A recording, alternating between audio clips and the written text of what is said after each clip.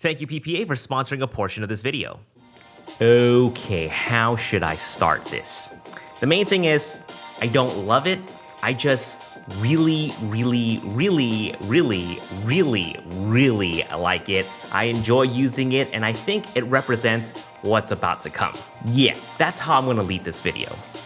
What's going on, hybrid shooters? It's Jason Vong, officially back into United States, and I've been using the Sony a7C for the last 6 months now, and it's been with me on many prominent trips. I brought it with me to Yosemite National Park, California. I photographed the Las Vegas Strip up in a helicopter, flex. And most recently, I brought it with me to Seoul, South Korea, and I almost exclusively use it as my primary photography camera. So in that aspect, I really love this camera a lot. Now, before we begin, just a couple of things to keep in mind as we progress throughout this video. This video is solely focused on the user experience of the a7C. There will be no comparisons to the a7 III or the a6600. If there is, it's probably just for context's sake. I've already done similar types of videos regarding this already, so you can find them on the playlist either up here or in the description box below. And number 3, be sure to use the time codes in the playback right here to help you navigate through the video, if you need to know something specific. Okay, so let's start off with who's this camera for. I think casual photographers, especially casual photographers with a little bit of a spending money, A6000, APS-C shooters who are looking to move on to a full frame setup, pro photographers who just wants to be lazy, who are looking for something small to carry around on their day trip, not necessarily for a job, although this would make a nice second or third backup camera. Content creator that produce online video content for YouTube, TikTok, Instagram, Facebook, especially those who shoot a lot of vertical formatted videos. This is gonna be perfect for that as well. And longtime photographers with aging back problems like me. Ugh. I think if you fall into either of those categories, you should keep on listening. I said you should keep on listening in case there are photographers with hearing problems. Got you covered too. So, I can't stress enough how much of a joy it is to use this camera when you pair it with compact lenses. Think about it. Full frame sensor, tiny lenses, lightweight and portable, and possibly the best quality in imaging because it's a full frame sensor. I think it's obvious that the C on the a7C stands for compact, but I also think it represents casual, like, you know, keep it cool, keep it cash. And that's how I've been approaching this camera, and surprisingly, I ended up with a lot of photos. The mobile and nimble form factor just takes the weight off my mind and literally off my body, so I can focus on getting the shot and focus on being creative. To my APS-C shooters, you know what I'm talking about. If you're coming from your teeny tiny prime lenses, you're gonna feel right at home when you pair compact full frame lenses on the a7C. Or technically, you can still use your APS-C glass on the a7C. Right now I have the Zeiss 24 1.8, which is designed for crop sensor, and it works great, but we'll talk about the advantages and disadvantages of using APS-C lenses on a full frame camera later. But you'll be coming in at a great time because we have lots of options. If you're looking for a lightweight versatile zoom lens, Tamron has been killing it in the last several years, most notably their 28-75 and their 17-28 f2.8, both of which are incredibly affordable and both of which I have a review on. Not with the a7C, unfortunately, but it's gonna be a testimony to their glass and performance quality. And Sigma themselves have recently launched their own versatile mid-range zoom lens, their own 20-70 f2.8, which is also really good at a really great price. Both brands have their own respectable compact prime lenses as well, though I've only experienced the Sigma ones, and they're pretty solid, quite literally. And Sony, who already have compact mirrorless lenses, actually just launched more. Their newest compact set of G lenses, which are slightly higher quality because of the G symbol, but incredibly light and probably has the best video autofocus performance in control. Now, I'm not gonna get into which is a better buy or which of these lenses are the sharpest. Those are gonna be very different videos, but this is just to let you know you have options. So just really quickly, these are my top picks for lenses for the a7C. The 20mm f1.8G, the 24 f2.8G, the 35mm f1.8, the Zeiss 55 f1.8, and the Sony 85mm f1.8. These types of small lenses strikes a balance between quality and comfort. Now the 24 and the 35 GM would be great matches too, although we'll be pushing it at that point. That's definitely going to be the limit there in terms of lens and body balance. If we move on to the 50 50 G Master or any of the Zoom G Masters, it's just gonna be a very unbalanced setup. For mid-range zoom lenses, again, I highly recommend the Tamron or the Sigma 20-70. Both have a constant aperture of f2.8 that won't strain your wrist like the 24-70 G Master. I guess I'll add that to the list too. Photographers with carpal tunnel syndrome, like me. Moving on to ergonomics. If you have big, meaty claws. What did you say, punk?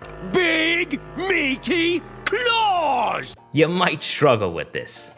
I don't know, I just think it's funny people actually complain about the grip size on the earlier Sony mirrorless cameras, which, by the way, were initially designed to be small and compact as an appealing and selling point versus getting a heavy, chunky DSLR. I don't know, I guess enough reviewers and people complain. That's why Sony have been making their head honcho alpha cameras beefier and beefier, which is not a bad thing. They listen to their customer base and offer a variety of different body sizes in case you do have big, meaty claws. Well, these claws ain't for just attracting mates. But it's a compact camera, and I think people who value the smaller size and the smaller form factor would really appreciate it, especially to my fellow Asian brethrens with small claws like me. It's not about the size, it's about how you use it. Yes, we're still talking about taking pictures here, calm down. Buttons. I think one of the more common questions that I receive about this camera is how do I deal with the lack of buttons and wheels? If you're coming from a different Sony camera, you're gonna notice we only have one custom button on the A7C, which is the same as the trash can button. Don't worry, the trash can only trashes things in playback, not while you're shooting. But half the things I shoot are trash anyway, so what do I know?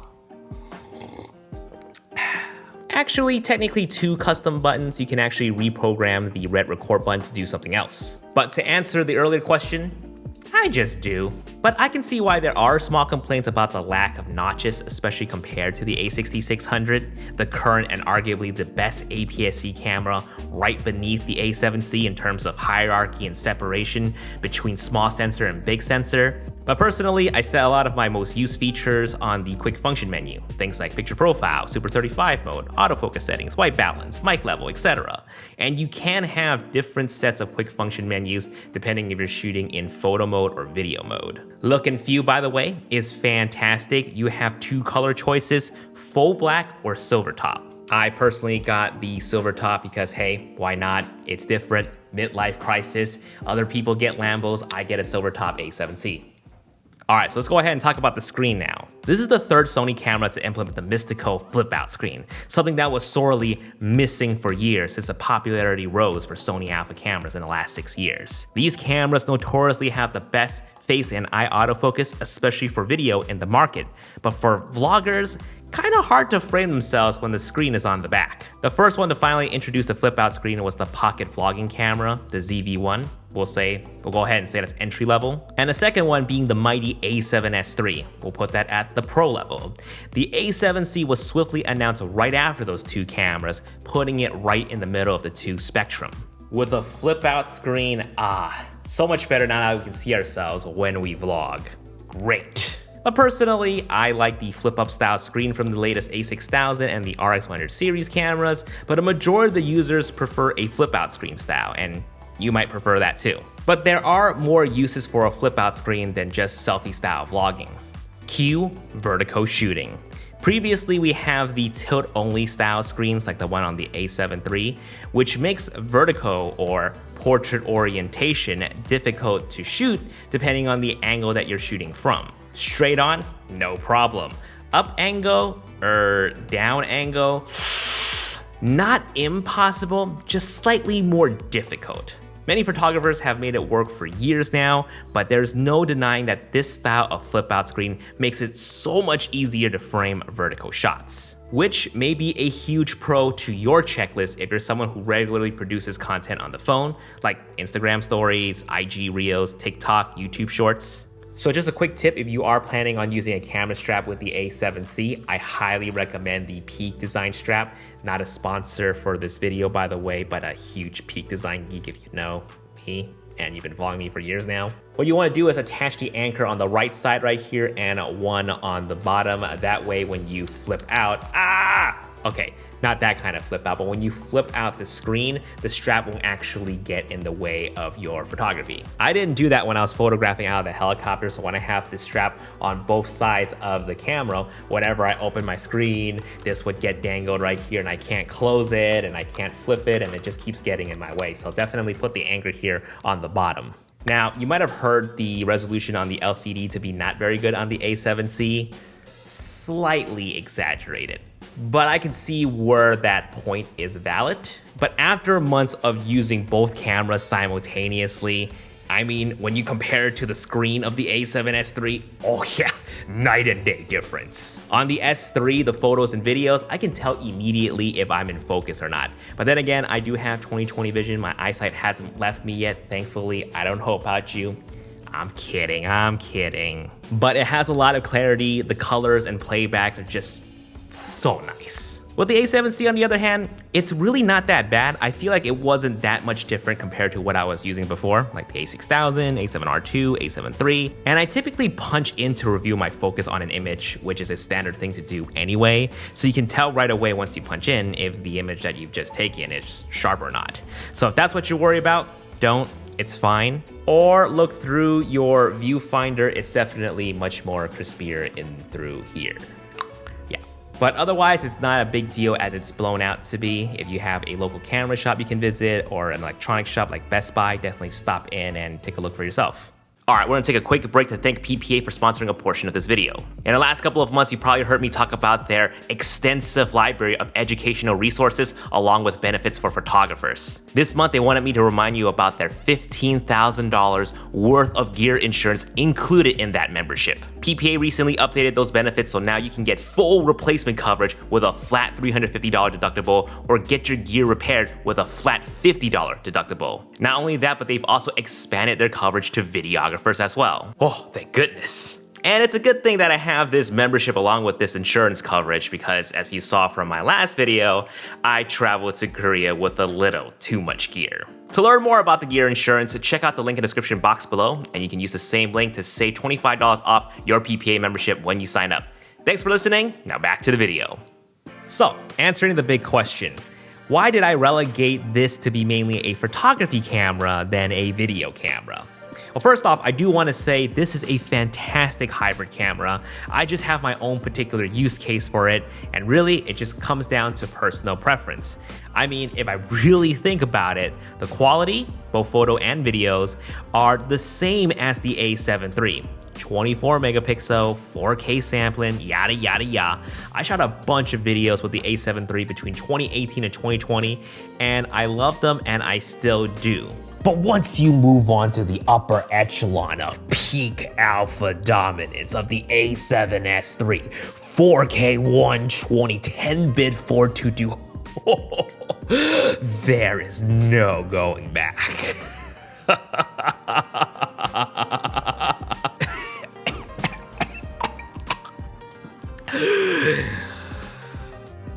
Anyways, seriously, I mentioned this in my intro video for the A7C last summer.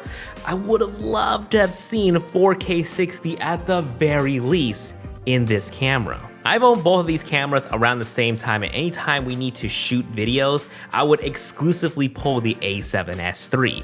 The 4K 60p has been a tremendous upgrade to our workflow. It just makes me feel better that I capture something at the best quality possible, and the clarity on the screen right here, super incredibly amazing.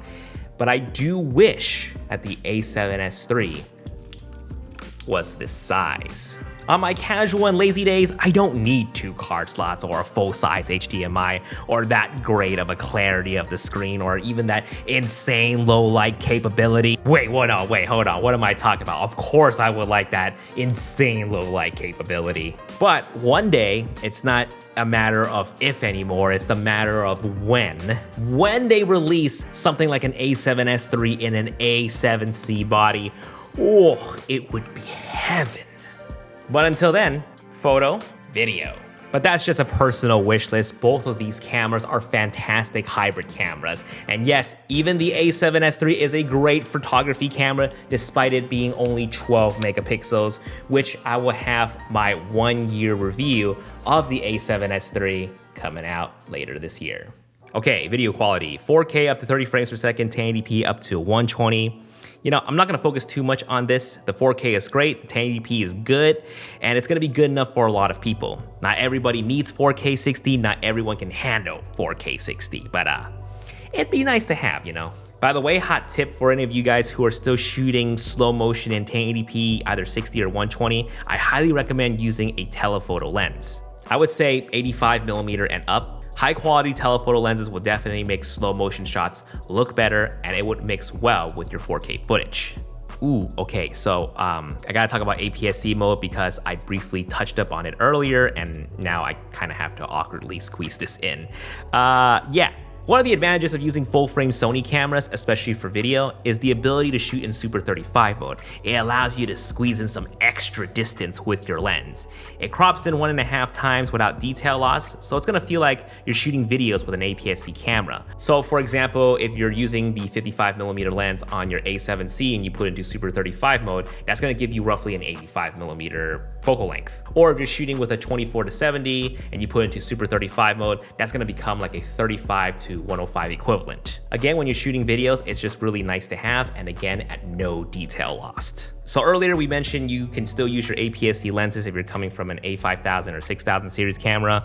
You can put it into Super 35 mode and it'll get rid of that heavy vignetting, so it'll fill the frame. Again, at no quality loss if you're shooting videos. However, for photos, you will suffer that megapixel drop, down from 24 to 10. Which is not entirely a bad thing, but just know that you aren't taking full advantage of the full frame available megapixel. So if you do a lot of heavy cropping in the past and you're trying to do heavy cropping in Super 35 mode for your photos at 10 megapixels, just know that you don't have that much of a wiggle room. So my advice, if you're planning on taking advantage of Super 35 mode, is to add it to your quick function menu.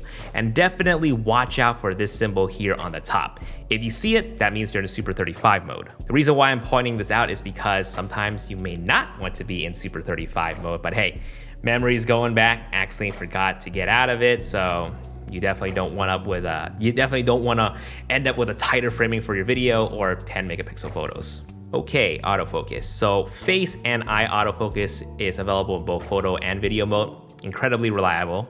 Animal eye autofocus is only available in photo mode and it works great for casual pet and zoo photography. But if you're doing wildlife in the safari, you don't need me to tell you, man. Get the A1, bro. Touch tracking autofocus. Now this is something that the A7 III does not have and it works really well. Just make sure you enable it in your menu.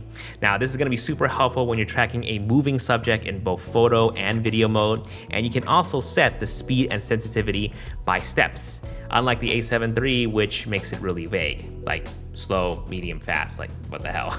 But now you have numbers. I personally have it on 3 and 3. So the Hotshoe on the A7C uses the upgraded multi-interface Hotshoe, so you can use certain Sony mics like the B1M shotgun mic or the new Bluetooth Loft mic set that just came out. Those are capable of using digital signal for audio input, so you don't actually have to plug in a 3.5mm cable to the mic jack. The A7 III does not have this upgrade because it was released one generation before it got implemented. Now, personally, for me, I love using the B1M shotgun mic with the 20mm GF1.8 with the Sony Control Bluetooth tripod for my casual vloggy days. Okay, gyro metadata. Honestly, it's nice, but it's not something that I am very reliant on. Basically, when you're recording video, it can record gyro movement metadata, so you can actually get better stabilization if your footage is too shaky. So with this gyro metadata, when you load up the video on the software Callus browse, it can actually read the handheld movement and stabilize it based on that data and give you back some really nice results. Unlike warp stabilizer and some of the editing software, those are interpreting the frames and trying to stabilize it based on the frame movements. This actually reads the data of the movement, the handheld movement of your camera. But the thing is, you have to make sure your settings are right. You have to remember to turn off stabilization in camera, and you have to crank up your shutter speed. And then after that, there's just a lot of process in between where you have to load up Callus Browse, load up the footage, let it crunch through and read the data and spit you back a slightly lower quality file. But it works amazingly well. It's just, again, a lot of extra steps in between that's not really worth it in my opinion. If I pre-plan ahead of time knowing that I will take advantage of the Gyro, I'll do it. But if I'm on the spot sweating, I'm not even gonna bother with it. I'm just gonna roll my dices with warp stabilization and pray to God. And no, to answer your question, if you're wondering if there's any NLE editing software like Final Cut Pro, Premiere Pro, DaVinci Resolve that can actually read the gyro metadata off the Sony video files, again, to my knowledge, I don't think so. No, not anything that I've heard of yet, but I'm praying one day that they can and we don't have to throw it into Callus Browse and extra software just to do that type of post-stabilization. Okay, miscellaneous stuff and minor quirks that may or may not be a big deal to you. Because it's often get asked, I'm just gonna address it really quickly. Overheating. I'm just gonna say, unless you're shooting in an area that even you would overheat, I would say don't worry about it too much. Just make sure to set the auto power off temperature in your menu setting to high if you're doing any sort of long form video recording. But again, nothing too major to worry about. Next thing is no eyepiece, and I think it's because there wouldn't be enough clearance between it and the flip out screen to open, so they probably omitted that for that reason. But again, not a big deal to me, but it kind of does hurt my eyeball a little bit when I poke it into my eye and trying to review my shots. Oh, no battery charger, as in it does not come with one. Not a big deal to me because my a7S III did come with one, and I have a couple of extra based on the years of me shooting with the Sony cameras. But if you don't pick one up, you're just gonna have to charge the camera via USB-C, but I would advise picking one up. Now, in case you're wondering, one battery will last you all day for photography, even some light video work. But if you do both or more video, I would say bring at least one extra battery with you. I personally generally carry at least two, just in case. Oh, and no new menu system, despite the fact that the A7C technically got announced right after the A7S III, and the A7S III did introduce a new menu system. You know, I thought it would bother me using two different cameras with two different menu systems, but honestly, it really didn't bother me at all. When you get things set up on both cameras, you will find that you don't have to dig through the menu as much. So if you're like me and you're using two of these cameras, just really take the time to set up the buttons, the quick function menu, and even take advantage of the My Menu settings in the back end of your menu page. Oh, and I highly recommend getting a screen protector for the A7C, just because when you have it right here on your chest, when you have a strap on, or on the side right here, I'd rather not keep it closed, because when I need to take a shot, the last thing that I want to do is to fumble and open my screen and then take the shot. I'd rather much have it as ready to go, take my shot, and be on my way. So to wrap things up here, I think if you're considering this camera for photography and content creation, and 4K 60 is not a huge concern for you, I mean, there's no debate. I really love the A7C in that regards, a more photo-oriented camera mixed with some light video work. But to me, personally, this A7C just makes me excited for the A7C Mark II. If I already love this form factor so much for photography, and when it gets the video features that I love so much from the A7S III in the next iteration, I'm gonna be opening up wide. My wallet, that is. So if you can wait, just wait. But if you can't wait, you got this one waiting for you.